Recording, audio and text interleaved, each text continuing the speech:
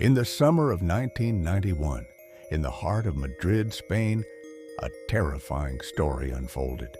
One so chilling that it became the first official police report in Spain to document a supernatural event.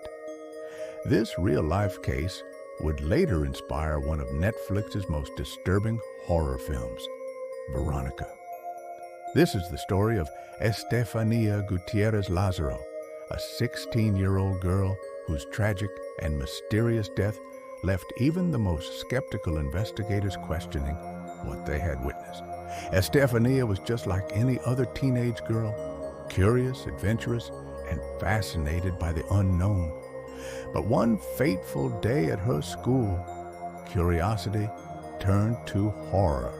It all started when Estefanía and her friends decided to play with a Ouija board inside a classroom. Their goal?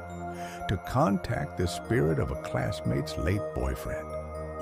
They giggled nervously as they placed their hands on the planchette, calling out to the other side.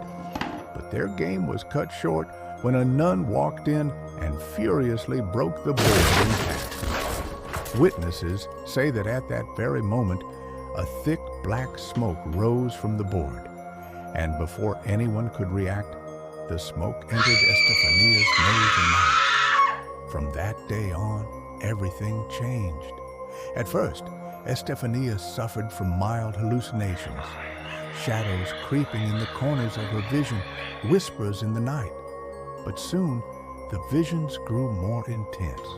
She told her parents she could see dark figures lurking in her room, figures that would whisper to her while she tried to sleep.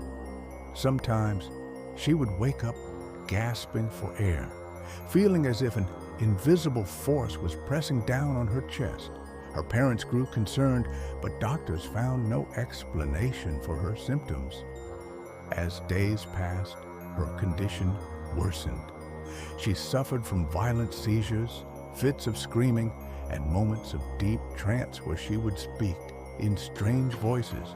One night, she told her mother, "There are shadowy people standing around my bed. They call my name. They want to take me with them." Her parents were terrified, but there was nothing they could do. The tragic end. In August 1991, after months of torment, Estefanía suddenly collapsed at home and fell into a deep coma. She was rushed to the hospital, but within hours, she was gone. The doctors could not explain her sudden death. There were no signs of illness, no physical injuries. The cause of death remains unknown to this day. Her parents were devastated, but the nightmare was far from over. After Estefanía's death, the Gutierrez family reported strange occurrences in their home. Objects moved on their own. Doors slammed shut violently.